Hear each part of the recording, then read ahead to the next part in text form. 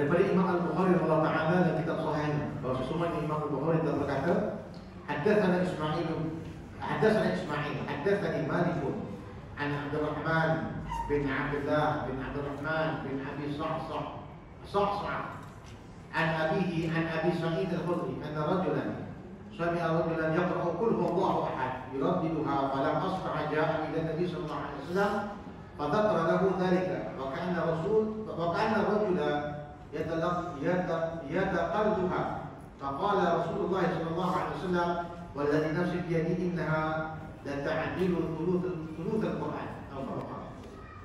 Telah menceritakan kepada kami dari Imam Al-Bukhari, Ismail telah menceritakan kepada Malik, telah menceritakan kepada Abdurrahman bin Abdullah bin Abdurrahman bin Abu Sa'sa'ah daripada ayahnya, daripada Abu Sa'id al-Khudri, bahwasanya ada seorang lelaki mendengar seseorang yang membaca surah Al-Ikhlas. Dia mengulang-ulanginya pada pagi hari, kemudiannya dia menemui Nabi sallallahu alaihi wasallam dan menceritakan kisah tersebut, bahawa seorang lelaki itu hanya membaca bacaan tersebut sahaja. Kemudian Rasulullah SAW bersabda, demi zat yang jiwaku berada dalam kekuasaannya, sesungguhnya surah tersebut atau surah Al-Ikhlas menyamai sepertiga Al-Quran. Baik. Jadi dalam hadis ini menceritakan apa? Dia menceritakan tentang seorang sahabat. Dia mendengar seorang sahabat lain membaca qul huwallahu ahad, dijadikan qul huwallahu itu sebagai zikir. Jadi bab ini nak menceritakan boleh tak Quran itu dijadikan sebagai zikir.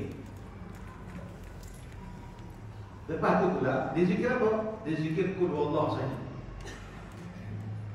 Maka Nabi mengatakan bahawa sesungguhnya kedudukan qul huwallahu itu menempati 1/3 Al-Quran. Jadi boleh tak boleh? Boleh tak jadikan Al-Quran itu sebagai zikir? Boleh. Dan boleh tak kita ambil qul huwallahu itu sebagai zikir? Boleh. Sebenarnya apa saja Al-Quran boleh dijadikan zikir, dan itulah terbaik.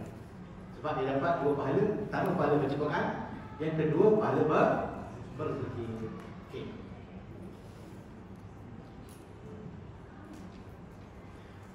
Keterangan hadis Abu Bakar Ahmad Al-Malibari dalam kitabnya Syarah Kitab At-Tauhid menyatakan bahawa kemuliaan surah Al-Ikhlas disebabkan sepertiga Al-Quran. Dan Al-Quran adalah dustur ad-din ataupun asas agama. Dan Islam itu punya 3 rukun asasnya, iaitu Islam, iman dan ihsan. Sebagaimana hadis yang dikenali dengan nama hadis Jibril yang diriwayatkan oleh Sayyidina Umar radhiyallahu anhu. Maka surah Al-Ikhlas menjelaskan berkenaan dengan kaedah-kaedah iman yang menjadi salah satu daripada 3 rukun agama. Al-Qastalani menyatakan bahawa hadis ini juga adalah dalil kemuliaan ilmu tauhid kerana mengetahui mengenai Allah Ta'ala dan sifat-sifatnya. Menurut Ibnu Katsir dalam tafsirannya, asbabun nuzul bagi surah ini adalah apabila orang kafir datang kepada Nabi sallallahu alaihi wasallam dan bertanya tentang sifat Tuhan Jalla wa Ala. Dalam hadis tersebut dikatakan anal musyrikina qalu lin Nabi sallallahu alaihi wasallam, ya Muhammad, unsub lana rabbak, fa'anzalallahu tabaraka wa ta'ala, qul huwallahu ahad, Allahus samad, lam yalid wa lam yulad wa lam yakul lahu kufuwan ahad. Yang bermaksud sesungguhnya golongan musyrikin telah berkata kepada Nabi sallallahu alaihi wasallam, wahai Muhammad, sifatkan kepada kami bagaimana Tuhan. Lalu Allah menurunkan firman-Nya, katakanlah wahai Muhammad, Tuhanku adalah Allah yang Maha Esa. Allah tempat bergantung segala sesuatu. Dia tidak beranak dan dia pula tidak diperanakkan. Dan tidak ada sesiapa pun yang setara dengannya. Riwayat Imam Ahmad radhiyallahu. Maka ini adalah surah yang menerangkan tentang sifat-sifat Allah. Jadi tadi kita cerita tentang zat Allah. Ini sekali kita cerita tentang sifat Allah Ta'ala. Apakah erti sifat? Apa itu sifat? Menurut ulama usuluddin, sifat itu adalah ma qama bi ghairihi, sesuatu yang berdiri dengan yang lain, yaitu berdiri pada zat Allah Ta'ala. Al-Qastalani menyatakan bahawa dengan turunnya surah ini menunjukkan kemuliaan kepada kemuliaan ilmu tauhid yang membahaskan zat, sifat dan hal-hal yang berkaitan dengan. Untuk mengenali Allah Ta'ala, dia tidak dibahas pada zatnya, kerana zat adalah sesuatu yang tak boleh dibahas. Kita dah kata-kata menafikan aina, menafikan mata, menafikan kaifa dan menafikan kam. Kan? Aina di mana? Mata bila? Kaifa bagaimana? Kam berapa? Maka itu kita nafikan. Jadi tidak dibahas pada zatnya. Sebab zat tak boleh dibahas. Yang dibahas adalah pada sifat-sifatnya, nama-namanya dan juga perbuatan-perbuatannya. Jadi Allah ni kalau kita nak kenal, kita kena kenal sifatnya, nama-namanya dan juga perbuatan-perbuatannya. Baik, Ibnu Hajar Al-Asqalani dalam kitab Fathul Bari menukilkan perkataan Al-Baihaqi, Imam Al-Baihaqi dalam kitabnya Asma' wa Sifat, bahawa sifat-sifat Allah Ta'ala itu terbahagi kepada dua bahagian. Sifat-sifat Allah Ta'ala itu terbahagi kepada dua bahagian. Yaitu pertama sifat-sifat zatnya. Yang kedua sifat-sifat af'al atau sifat-sifat perbuatan. Sifat-sifat zatnya adalah seperti Allah itu bersifat qudrat, berkuasa atau berkuasa. Iradah, seperti kita katakan Allah Ta'ala itu mempunyai sifat iradah yang bermaksud berkehendak atau berkehendak. Sifat ilmu, mengetahui, hayat, hidup, itu dinamakan sebagai sifat-sifat zat.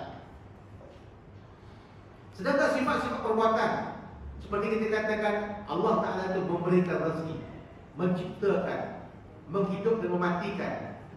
Itu semua termasuk sifat-sifat perbuatan bagi Allah. Jadi sifat-sifat Allah ni ada dua. Satu sifat zat, satu sifat fi'li ataupun sifat af'al. Baik, contoh macam mana nak faham? Kita ambil dalam surah Yasin. Contohnya innama amru idza arada syai'an yaqulu lahu kun. Ketika Allah berkehendak menjadikan sesuatu, maka dia mengatakan kun fayakun.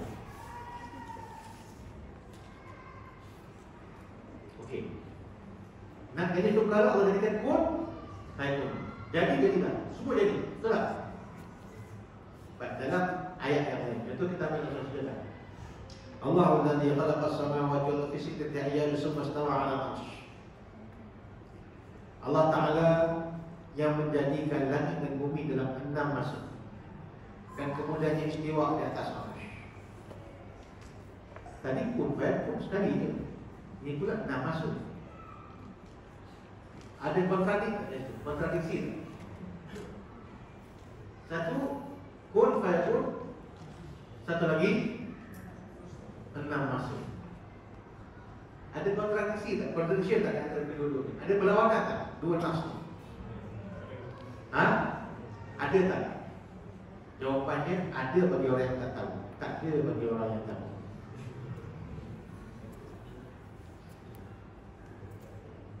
Ada bagi orang yang tak tahu. Sebab apa? Sebab dia tak belajar sifat zat dengan sifat perbuatan tadi lah. So dia kata ada. Sebab satu kun fayakun, satu lagi 6 masa. Betul tak? Sedangkan kalau kita tengok dalam Al-Quran, mana ada pertentangan di antara satu ayat dengan satu ayat yang lain? Takkan ada pertentangan. Bertentang tak ayat? Tak bertentang. Sebab yang pertama itu menjelaskan tentang sifat zat. Apa buktinya? Innama amruhu idza arada. Perkataan iradah kat situ. Arada atau iradah. Itu sifat zat ke sifat perbuatan? Kita sebut tadi. Sifat 20 tadi itu qudrat, iradah, ilmu, hayat, samad, bahasa kalam itu sifat zat ke sifat perbuatan? Sifat zat. Perkataan Allahu alladhi khalaqa. Kata khalaqa itu sifat zat ke sifat perbuatan? Khalaqa yarzuquhu. Itu sifat perbuatan. Apa beza sifat zat? Apa beza sifat perbuatan? Itu kena ngaji tauhid lah. Itu kena ngaji tauhid lah. Secara simpel dia, secara mudah dia. Sifat zat dia qadim lagi azali. Benda tu berlaku qadim lagi azali. Ya. Dia berlaku tak ada masa. Zaman qadim lagi azali. Tidak ada masa pada dia. Ada pun sifat perbuatan adalah sifat yang ada sekarang, zaman sekarang, waktu yang terkait dengan apa? Dengan manusia, yang terkait dengan tempoh, tempat dan sebagainya. Hari ini Tuhan bagi kita rezeki, besok Allah taat rezeki kita. Allah bagi dan Allah tahan. Itu sifat zat, ada sifat perbuatan. Yabsutu wa yabsut. Bastu dengan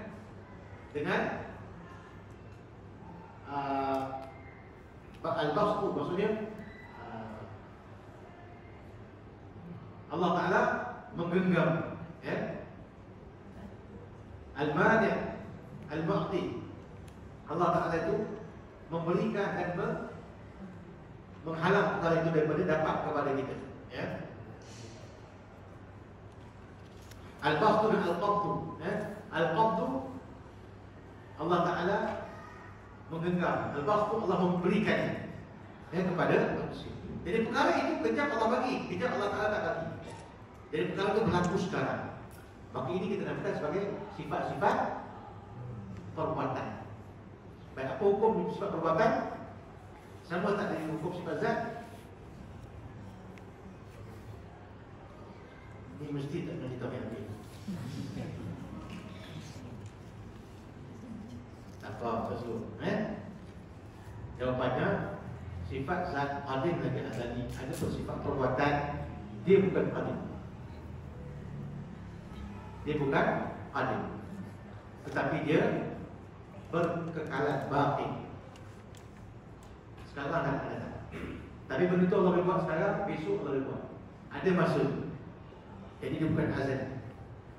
Sebab tu dalam ilmu tauhid kita ada belajar bab ta'alluq. Ta'alluq qudrat dengan sifat qudrat. Beza tak? Beza. Sifat qudrat pada sifat zat. Ta'alluq qudrat pada sifat perbuatan. Kita belajar iradat. Perkara iradat itu ada sifat zat. Ta'alluq iradat itu sifat perbuatan. Kita belajar sama basar kalam. Itu sifat zat. Qadim lagi azali. Ta'alluq sama, ta'alluq basar, ta'alluq kalam itu adalah sifat perbuatan. 6 sifat saja yang ada sifat ta'alluqnya. Apa maksud ta'alluq?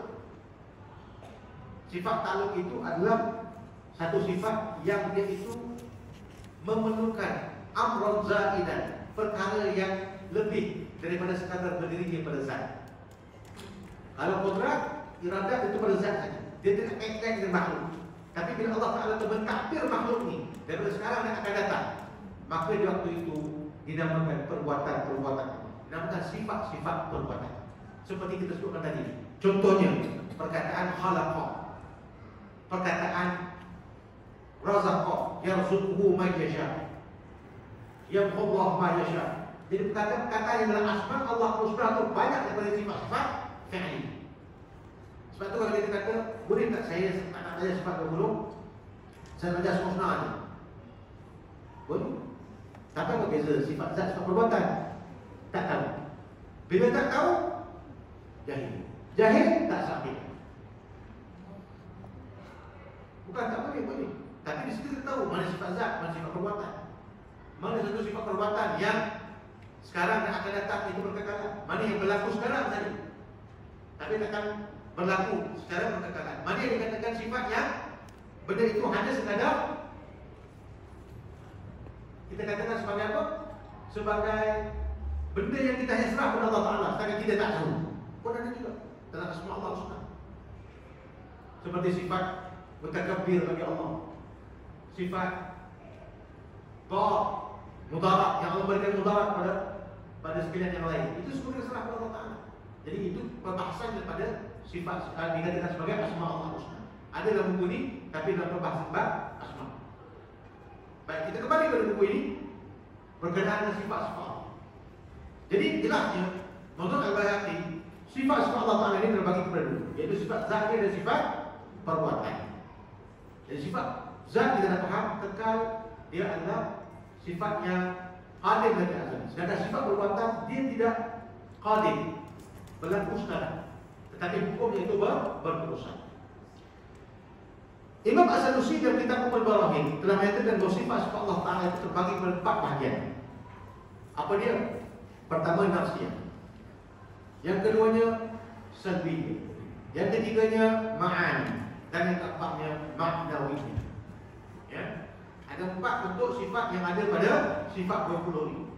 Sifat nafsiyah berapa sifatnya? Satu ni, iaitu wujud. Salbiyah berapa sifatnya? 5 saja. Qida, bapak, mukhalafah, ta'at, awadis, sekian perkataan manusia dan wahdanya. Ma'ani berapa sifatnya? 7 saja. Qudrat, iradat, ilmu, hayat, sama, qasar dan kan. Ma'nawiyah ada berapa banyak sifatnya? 7 juga, iaitu lazim bagi sifatnya. Jadi ini adalah bahagian daripada 4 bahagian pecahan daripada sifat 20. Ya. Maka dalam hal ini menurut As-Sanusi, Al-Ghazali dan ulama-ulama Al-Sunnah wal Jamaah, pembelajaran sifat Allah Ta'ala mencakupi sifat yang wajib baginya, sifat yang mustahil baginya, dan juga sifat yang harus baginya. Baik. Jadi di sini nak menunjukkan apa? Nak menunjukkan bagi Allah Ta'ala itu ada sifat-sifat dia. Jadi bukanlah hanya dikenal Allah Ta'ala itu pada zatnya tidak ada sifat. Tak. Pada Allah ada zat, ada sifatnya juga. Cuma sifat Allah Ta'ala itu dia berdiri pada zat. Itu yang kita bahaskan dalam hadis ini. Dan hadis itu juga menjelaskan mengenai kelebihan surah Al-Ikhlas yang menunjukkan penjelasan kepada perbahasan sifat-sifat Allah Ta'ala yang menafikan pandangan kaum Mu'tazilah yang menolak akan adanya sifat-sifat tersebut pada Allah. Selain itu, ilmu sudah disedarikan yang aman bahawa penjelasan tentang keagungan Allah Ta'ala dalam surah Al-Ikhlas disempurnakan dengan amalan surah ini apabila dibaca sekali pahalanya menyerupai sepertiga Al-Quran. Nampak?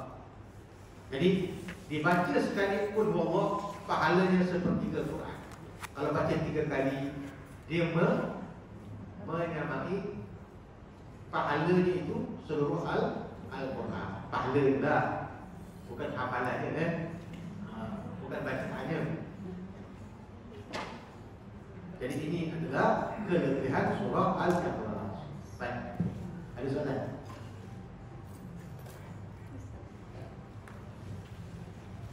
Ada soalan?